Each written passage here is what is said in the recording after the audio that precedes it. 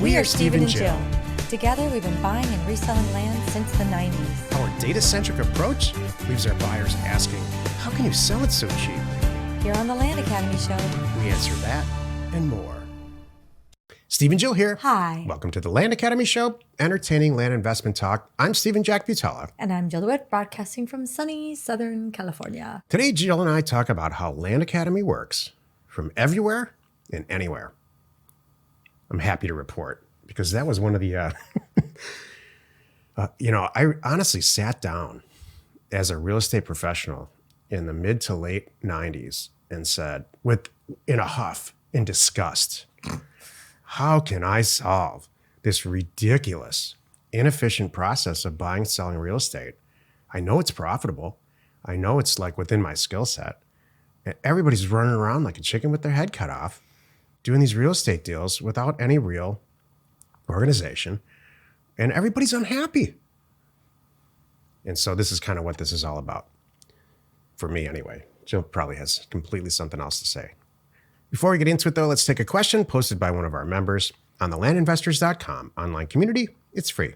Matt asks, I have a property under contract that is no doubt a residential deal. Buy for 6, sell for 12, I think. Buy for 6,000, sell for 12,000, I think.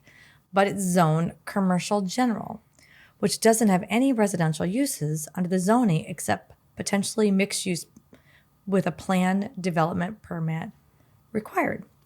My general understanding of any deal as a residential lot is only made more valuable with commercial zoning.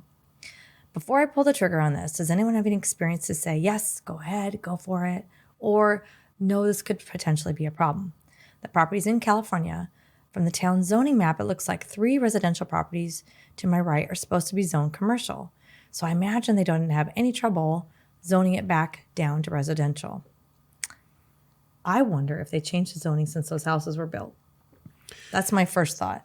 I'm wondering how urban that area is. When this happens, we jump up and down in our office. This is a very, very, very, very positive thing. I can't think of any circumstance off the top of my head, although I'm sure there is a couple somewhere, where commercial zoning, not industrial, but commercial zoning is a negative thing when you're buying a house. All it does is widen your choices for how you can sell it. You know, Jill and we have a couple of properties under contract that are zoned commercial, but they're existing as single family residences. So, and it's like when you really dig into what's possible there on this lot, it's insane. Sometimes you can build a 10-unit apartment building. Sometimes he says mixed use here. Mm-hmm. Mixed use is great. A mixed use building is like there's retail on the bottom, restaurants or whatever, convenience store, and then above it there's apartments. Maybe there's office. Sometimes there's office condos. Maybe there's residential condos. There's a lot of options. So developers run around looking for this stuff. This is a very, very, very positive thing, Matt. In fact, my guess is if you did this deal or do this deal and it works the way I think it's going to work, this might become your business model. We have people in our group who seek these transactions out. And then finally, my last comment here is there's this concept of zoning down, and you referred to it a little bit. What you said was, well, maybe I can zone it back into a residential. Well, you never want to do that because then you'd have to get it into commercial, which is zoning up, which is incredibly difficult. It's not so hard to zone down. It's very difficult to zone up. So without getting into a tremendous amount of detail, you found yourself in a pretty good spot here. I would move forward. I would too, and celebrate that, and put that in your posting. That's the whole point here. Is your buyer has so many options. What do you want to do? There's houses here, so this is most likely you can make this happen. You want to go bigger? You're ready for it. I'd put it in the title. Exactly. House for sale, zoned commercial, whatever it is, yep. C whatever, and watch how fast that happens. Correct. It'll sell that day. I would put it on the MLS, and I would put it on LoopNet, by the way, which is where all the commercial real estate is. It's the closest things we have to a commercial MLS. Today's topic, how Land Academy works from everywhere and anywhere. This is the meat of the show. When I sat down in the mid-90s, and I was just more frustrated than, well, a lot of you are listening to this because you're frustrated with how your real estate career is going or want to get into it. I came off of one of the most complicated real estate transaction types ever known in this country, long-term care. Buy a nursing home and resell it to somebody, a new owner who's a chain or an operator or somebody who's got an idea of what that asset can become. So not only are you selling a piece of real estate, you're selling the business with it, and you need the federal government's approval, the state government's approval. You're almost always working with the lender because it's a multi-million-dollar deal. If you're an operator of these things, you don't ever pay cash. Maybe somebody else does. So maybe one person's buying it, one person's leasing it. Now you're introducing a lease into the situation, and it's a long-term triple net lease. So on and on. I don't need to. There's like 10 more things I can say about why these deals are complicated and they take a year. We're already overwhelmed. It's okay. They take a year to do, and they almost always die because after a year, everybody changes their mind. So I sat there in frustration after successfully doing a chain of these things and making a fairly large fee, almost $1 million in commission fee, which I earned, by the way. And saying, what do I want to do with the rest of my life, or what do I want to do next anyway? I know how to do these deals. I want to be an owner investor. I hate the idea of being an agent and having my life controlled by a buyer and a seller and a lender and everything else. How can I make this simple? And I want to do it from the back of a yacht because I expected to be successful at this, which is really what this topic's about. So I came up with sending an offer, a blind offer to somebody who owns a piece of land that they're never going to use, ever, for a very small amount of money, just to see if they want to sell it. And I did, and it worked. And what it is, almost 2020 now, or 16,000 deals later, we'll buy. It's November 2019, the time we're recording this. We will have done this month. We'll buy well over 45 properties, and I don't know how many we'll sell. At least probably not as many, but because we're building up our inventory for next year. So this thing works. I don't want to make you sound old, but I just like to point out, do you realize it's over 30 years you've been doing this? Wow. I don't talk about. Yeah, it talk is. about. It's yeah, about 30. I just did the math. It's about 30. It's over 30. It is 30. It is. Next year it'll be 30. It's over 30, because you just started in the 90s. Well, 20 years in the 2000s and then 10 years. I started in like 1992, 91. That's 30 years. That's more than 30 years. Now we're talking almost 40 years. All right, math whiz. Sorry. Is it more than 30 years? Wait, 99, 2000 and... All right, anyway. So, all right. It's a long time. And inspiration. Math? No math. No, just kidding. I know, Joe. It's a long time. Joe's a pilot and I could do a lot. Physicist. I'm like, maybe and all right. It's just a show and the bright lights and the weather. Yeah, it's a light in my face. I can't do math. Just kidding. So to even make it better, I honed in on this after a while. I'm like, all right, now I don't have to be in a location anymore because this, as the time this all progressed, cell phones became into a play.